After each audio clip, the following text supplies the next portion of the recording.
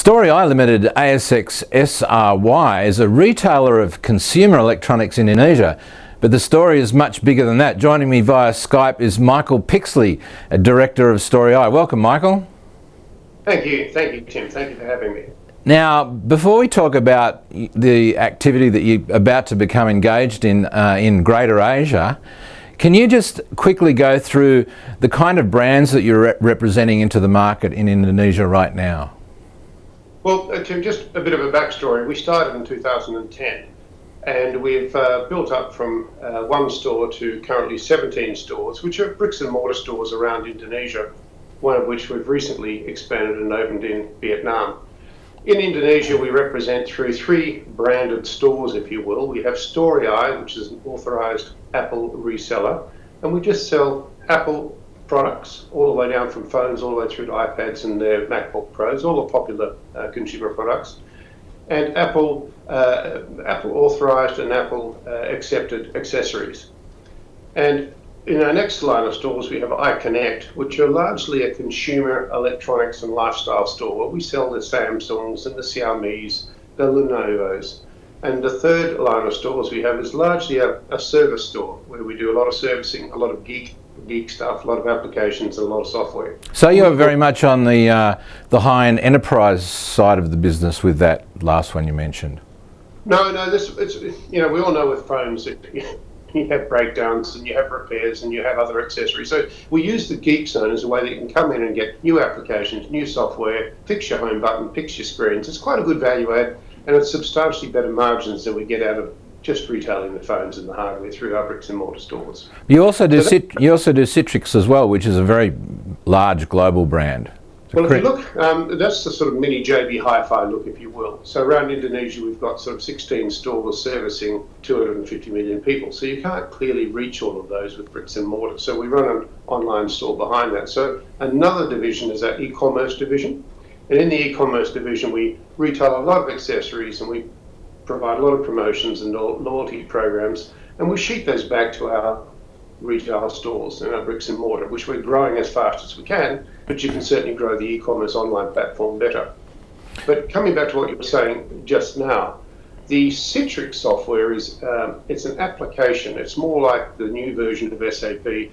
It's an enterprise solution based on applications which are all cloud-based, and they all work on mobile computing. So what we're doing is we're bundling our consumer Apple products as business Apple products, which is a new area that Apple's going in. They're very much going into enterprise. And we're able to bundle Citrix, and hence we've got a very large client, which we can't divulge at the moment. And we're about 7 months through an 11-month sales cycle of a large automotive client in Indonesia. And we're bundling all of the application software as a Citrix reseller with the Apple business products, iPads, MacBook Pros and phones, as an Apple reseller. So we've moved beyond just a seller of things to providing bundled software at the enterprise space. And just going on from that, that will allow us to then move out to larger MNCs into Indonesia for the lower labour. It also allows us to drop back into all the SMEs, that's the large Indonesian companies which are going outside Indonesia. Now, interestingly, Michael, everyone in Australia is obviously familiar with the flagship Apple stores, but in Indonesia, it's not working like that right now. Can you explain what the relationship with the manufacturer Apple is with the Indonesian or Asian consumer right now?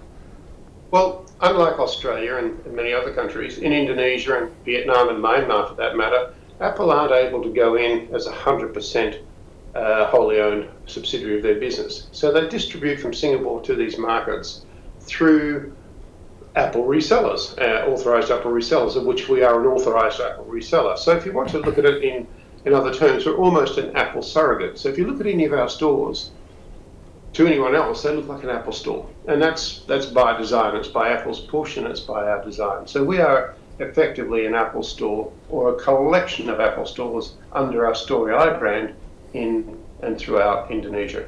Now you've got a number of great opportunities there. Number one, you're reselling the devices. Number two, you're bundling them and providing solutions. What are some of the things that you're looking to do with this whole network of opportunities that you've got going forward? Well, we've in the rapid growth of bricks and mortar stores, we've pretty much got that as a operating division that's reaching some level of autonomy, if you will.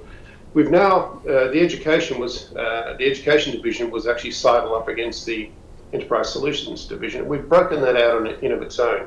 There's 250,000 schools in Indonesia, of which 60% are private, and that's a very rich target market. And Indonesian government is moving those students forward with a $14 billion spend. And what we've been led to is the ability to bundle Apple devices with Apple authorized software. So we're bundling eLearning software with our Apple devices and providing that to schools on an ongoing basis, either by lease or outright sale. Our first project that's we've announced recently is the sale to Penabu, which is 45 schools in Indonesia, and we'll be supplying their Apple products and their e-learning programs. There are 55 million students in Indonesia and 3 million teachers, so wow. It's a large growing area. And remembering that those students won't see a desktop computer, they will leapfrog laptops and desktops straight to mobile devices. Now, you're talking primarily about Indonesia there, but I know that you're re-engineering the company's focus, and you'll be taking on a lot more of Southeast Asia. Can you just outline that? Well, a large part of our push is we're focused in the continent, if you will, of ASEAN. ASEAN is 10 or 11 countries within Southeast Asia, as we used to call it, which encapsulates a $6 trillion economy of 600 million people. Incredible. So if you look at Indonesia being the largest of that grouping and at the base and joined to our border, and Vietnam and Myanmar, that's 400 million people all going through an education revolution, a computing revolution, and all sitting with 60% of their population below 35. So it's a very rich environment for us. So we've started in Indonesia. We've just recently expanded organically into Vietnam with the opening of the Ho Chi Minh store a month ago. We've got some feelers out in Myanmar and some current negotiations going on. But what we'll probably do is grow by organic growth and M&A. And part of being a public company means that in the coming calendar year 2016, we're going to have some exciting M&A opportunities to quickly and rapidly grow our bricks and mortar store. And then from that, our e-commerce background. So you've got 17 stores right now. So you're doing both. You've got the online e-commerce as well as expanding your bricks and mortar presence. What do you see? What in crystal balling to the end of 2016? Do you see this M&A activity expanding those bricks and mortars, and by how much would you estimate? We have on the table now a number of expansion opportunities to pick up some authorised resellers in Vietnam, which will allow us to rapidly increase Vietnam rather than slowly go through the approval process and the build-out process. So currently, organically, we've 17 stores. By financial year end 2016, that's June, we'll have 20 stores up and going to 21 stores on our current build-out. They're already booked and locked. In addition to that, we're hopeful, and we're looking very much forward to having an inorganic expansion via M&A, and that will probably be, and more likely be, Vietnam. Now, you're really touching across a bunch of different silos here.